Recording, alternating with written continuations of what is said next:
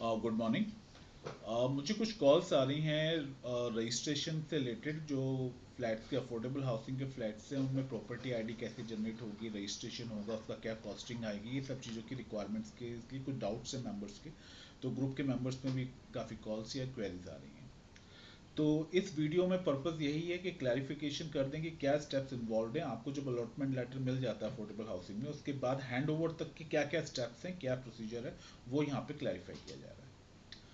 तो मेरा नाम अभिषेक चौधरी है। मैं एडवोकेट हूँ, मेनली दिल्ली हाई कोर्ट में और Punjab and Haryana high court में प्रैक्टिस करता हूँ। अभी दिल्ली में तो हमारे ऑफिस हैं ही, लेकिन हमारा भी एक नया ऑफिस स्टार्ट किया है आर फॉर्मेटा सेक्टर 92 में F311 में। तो बात शुरू करते हैं वीडियो की। इसमें जो स्टेप्स हैं, 10 स्टेप्स हैं अलॉटमेंट से लेके हैंड ओवर तक।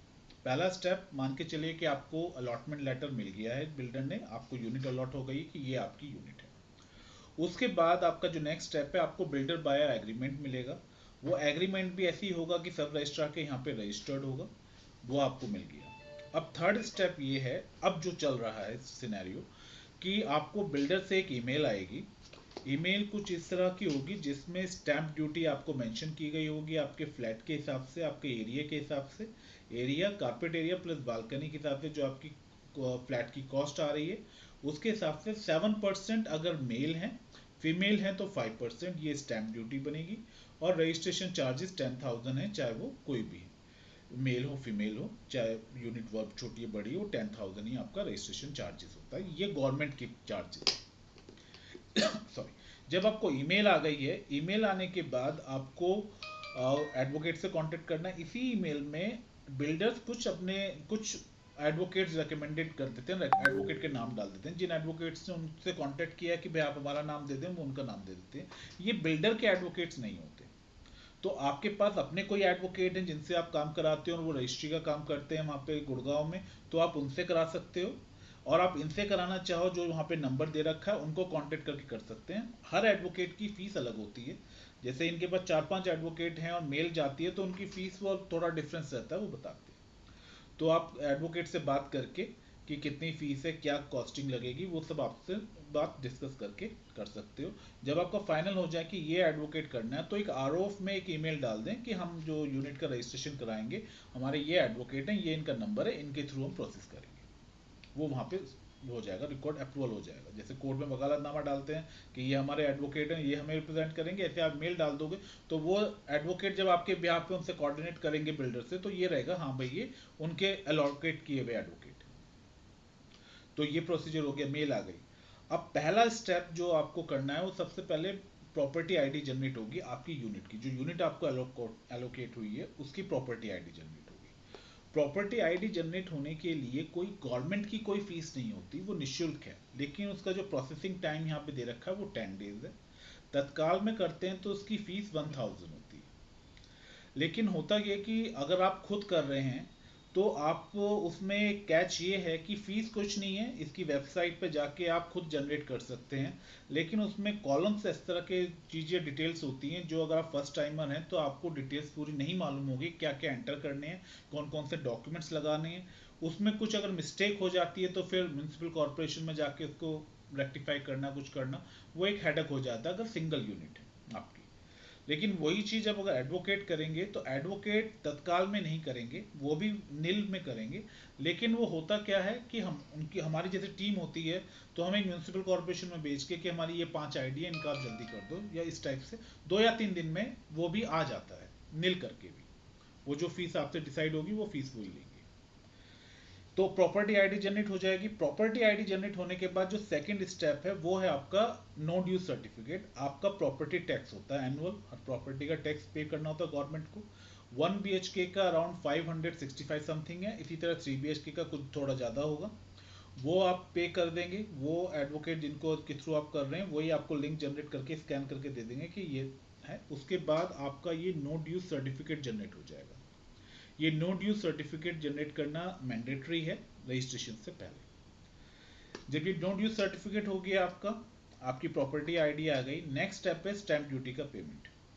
इग्रस की वेबसाइट पे जाके आपके एडवोकेट वो लिंक जनरेट कर देंगे जितनी अमाउंट का आपकी स्टैंप ड्यूटी बननी है। वो लिंक जनरेट होके आपको यूपीआई स्कैन आ जाएगा। आप यूपीआई स्कैन से पे करेंगे, वो डायरेक्ट इग्रस हरियाणा की वेबसाइट पे पेमेंट अपडेट हो जाएगा। वहाँ से आपके एडवोकेट आपका स्टैम्प पेपर डाउनलोड कर लेंगे। 2 स्टैम्प होंगे, एक आपका स्टैम्प ड्यूटी का और एक आपका 10,000 का रजिस्ट्रेशन चार्जेस का। ये स्टैम्प पेपर आ गया। नेक्स्ट स्टेप है आपका आपका अपॉइंटमेंट लिया जाएगा सब रजिस्ट्रार ऑफिस में। एक डे फिक्स होगा, जैसे RF मल्टास का मंडे ट्यूसडे और थर्सडे डेट फिक्स है, 2 बजे का रजिस्ट्रेशन का टाइम होता है, तो वहाँ पे 2 बजे का अपॉइंटमेंट लिया जाता है। और में से एक दिन होगा, वो आपको इन्फॉर्म हो जाएगा, एक टोकन जनरेट हो जाएगा उस दिन का। उस दिन आप वहाँ पे जाओगे टाइम पे। वो एडवोकेट जो है आपके, उनके जो रिप्रेजेंटेटिव होते हैं क्लर्क्स, वो आपको वहाँ पे सारा प्रोसीजर करा देंगे। फोटोज़ वगैरह होंगी। फोटोज़ वगैरह होने के बाद वहाँ पे मशीन रखी होती है। उस मशीन में एक जो रजिस्ट्री होती है, कोई भी रजिस्ट्री है, उसका 1000 चार्ज होता है, वो वहाँ पे पे करना होता है। 1000 वहाँ पे आप पे करोगे, जो रजिस्ट्री वो देंगे उसके पीछे आप उस पर नोट कर लोगे आपकी रजिस्ट्री का नंबर। ये रजिस्ट्री का नंबर आपको मालूम होना जरूरी है, इसी से आपको रजिस्ट्री की डीड मिलेगी, जो बाद में सब रजिस्ट्रार के साइन वगैरह होके जो डीड मिलेगी वो इसी नंबर से मिलेगी। तो ये आपके पास होगा, वो एडवोकेट अपने पास नंबर रखेंगे। तो अब यहाँ तक प्रोसीजर आपका रजिस्ट्रेशन डन हो गया।